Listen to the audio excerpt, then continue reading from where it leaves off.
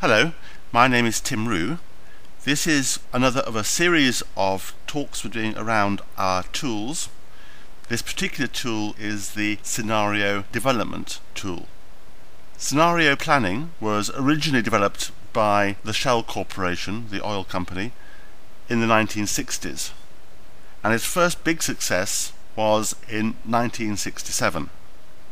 The situation for Shell was that they knew there were large quantities of oil under the North Sea, but it was very expensive to get to those reserves and uneconomic in the current environment.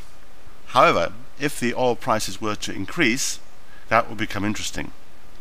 In their scenario planning, they worked out that there were some situations where the oil price might increase, and they thought the most likely would be if there were to be a war between Israel and the Arab states. The idea was that if the Arab states were to win, it wouldn't really alter the situation. However, if Israel were to win, then it'd be likely that the Arab states would retaliate against the US, who have always been Israel's biggest backer, by putting up the price of oil. In 1967, the 6 Days War took place. Israel won the war very quickly, and at that point Shell started to think about exploiting North Sea reserves, just as OPEC began to increase the price of oil.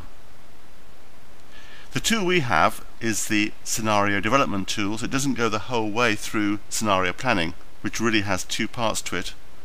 One is to develop the different scenarios, and these are alternative scenarios, so will A happen, or B happen, or C happen. The second part is to do some planning as a result of that. So we have a separate tool called the quick or long-term planning tool, which is really about the second part. It's about if the situation changes, how do we react?